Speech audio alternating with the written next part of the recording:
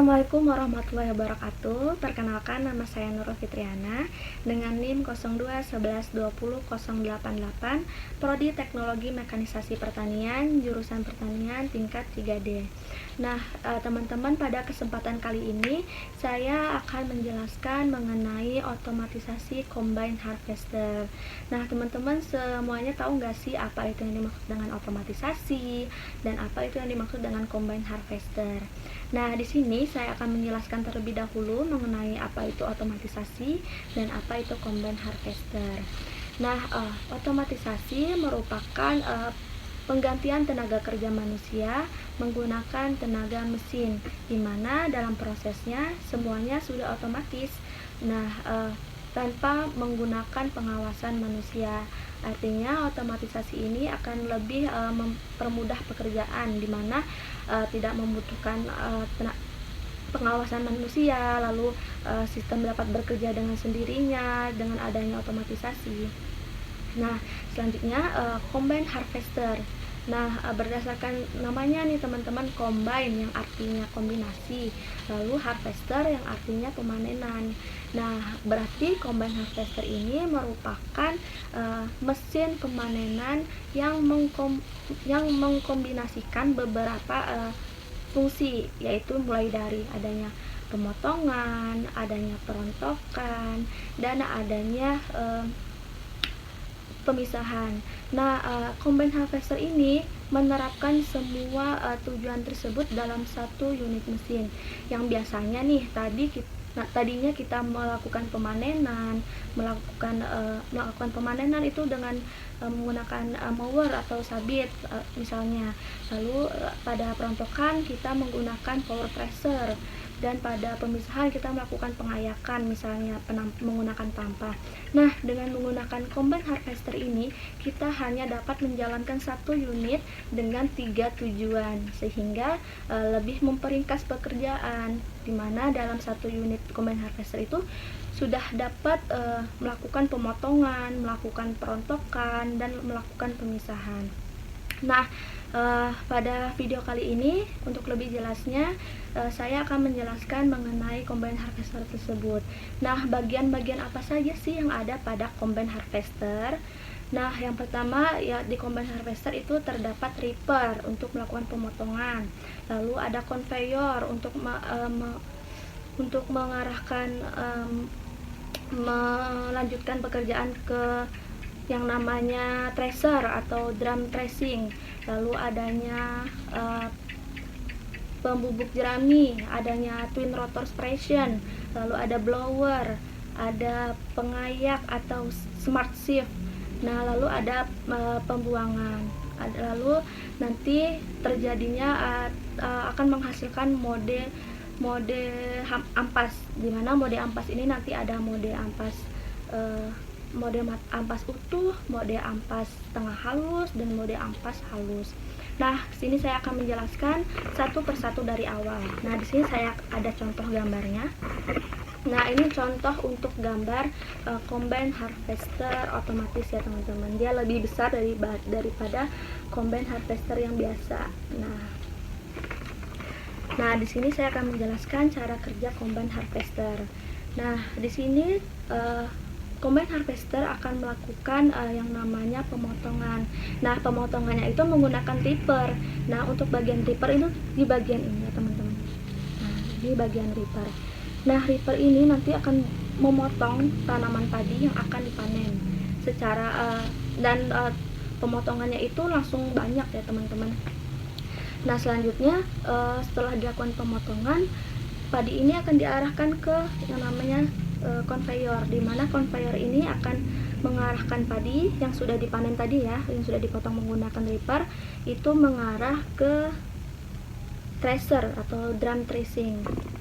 Nah, di sini padi akan berputar, dan disinilah teman-teman terjadinya proses perontokan antara padi dengan jerami. Nah, nanti pada padi yang sudah dilakukan perontokan dia akan turun ke bawah sini, sedangkan untuk jeraminya akan ke tahap proses selanjutnya. Nah, teman-teman, pada drum threshing ini memiliki diameter 607 mm. Nah, di sini ada yang namanya sensor. Sensor apa sih yang ada di pada tahapan tracer ini? Yaitu adanya feed rate sensor. Nah, feed rate sensor ini akan memutarkan drum tracer ini sehingga akan terjadi proses yang namanya perontokan. Nah, pada proses berputarnya tracer ini atau perontokan ini terjadi karena adanya berputar dengan menggunakan motor DC, di mana motor DC ini menggunakan gearbox. Nah, di sini juga ternyata ada transmisinya. Transmisi apa yang digunakan pada racing drum ini? Nah, transmisinya yang digunakan yaitu transmisi sprocket. Nah, kenapa sih menggunakan sprocket? Karena karena menggunakan sprocket, transmisi jenis sprocket, karena torsi yang terjadi pada tracer ini itu cukup besar atau sangat besar, sehingga transmisinya itu menggunakan sprocket. Nah, teman-teman, yang tadi apabila benih dengan jeraminya sudah terpisah, maka benih akan turun ke proses selanjutnya. Nah, di sini ada blower. Nah, blower ini akan berputar, di mana akan melakukan proses pemisahan antara benih yang bernas dengan benih yang hampa, di mana benih yang hampa tadi akan terbuang atau terbang karena embusan dari blower ini. Sedangkan untuk benihnya ini dia akan lanjut ke proses selanjutnya, yaitu proses pemutihan dan pengayakan. Nah, pada proses pengayakan ini, nah ini teman-teman. Nah, di sini terjadi proses pengayakan ya di sini. Nah, sehingga terjadinya getaran pada combine harvester ini tadi. Nah, ternyata teman-teman di bagian blower ini, blower yang kuning ini, terdapat yang namanya sensor. Nah, sensor apa yang terdapat pada blower ini? Yaitu namanya return volume sensor. Nah, return volume sensor ini berfungsi untuk melakukan putaran pada blower, sehingga blower dapat melakukan pekerjaannya untuk memisahkan antara benih yang bernas dengan benih yang kosong tadi. Nah, untuk selanjutnya kita ke tahap selanjutnya. Untuk yang benih yang tadi, nah ini gambar selanjutnya. Nah, benih yang tadi kan terpisah dengan jeraminya. Nah, sedangkan jeraminya itu akan ke proses selanjutnya. Nah, untuk jerami yang melakukan proses selanjutnya itu sudah dalam keadaan pipih. Nah, selanjutnya akan dimasukkan ke dalam pembubuk jerami yang terhubung dengan rotor. Nah, rotor ini akan bergerak ke arah yang berlawanan. Misalnya, yang satu bergerak ke arah kiri, yang satu bergerak ke arah kanan, sehingga putarannya itu berlawanan, teman-teman. Jadi arah putarannya itu ke dalam. Nah, pada pergerakan pin rotor aspiration ini, dia menggunakan gearbox dan bearing solver. Nah, teman-teman, jadi di sini dia akan terus berputar sampai jerami itu nantinya akan dibawa ke proses selanjutnya, yaitu ada mode ampas utuh, ada mode ampas halus, dan mode ampas setengah halus. Untuk selanjutnya ampas tersebut akan dibuang. Jadi seperti itu. Nah, teman-teman, dalam otomatisasi ini terdapat 3 device yang saling berkaitan, dimana itu ada input yang terdiri dari human machine interface, lalu adanya saklar misalnya, lalu ada sensor, lalu ada push button. Nah, yang kedua itu ada proses. Nah, proses ini terdiri dari Arduino Uno, PLC, dan microcontroller. Lalu adanya output. Nah, output ini adalah yang menggerakkan seperti gearbox, motor DC, motor AC, Lalu ketiga device tersebut akan dijalankan dalam satu program. Nah, programnya itu disebut dengan coding. Nah, pada combine harvester otomatis ini menerapkan yang namanya otomatisasi, di mana pada combine harvester ini terdapat yang namanya proses input menggunakan sensor-sensor tadi, lalu menggunakan yang namanya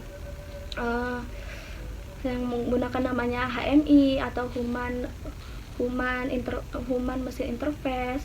Lalu pada prosesnya menggunakan microcontroller, dan proses outputnya itu menggunakan tadi ada saklar, tadi ada gearbox, tadi tidak ada saklar, maksudnya ada gearbox, ada motor DC, dan ada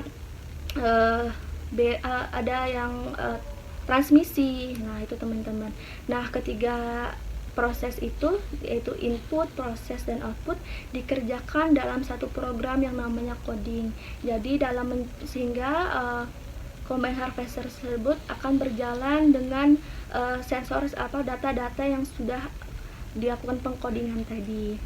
Nah, teman-teman, kelebihan dari penggunaan combine harvester otomatis ini, yang pertama, lebih mempermudah pekerjaan, di mana sudah terdapat sensor-sensornya, sehingga kita hanya melakukan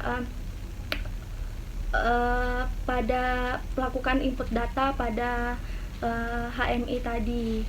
Nah, selanjutnya teman-teman, combine harvester ini juga ternyata banyak manfaatnya.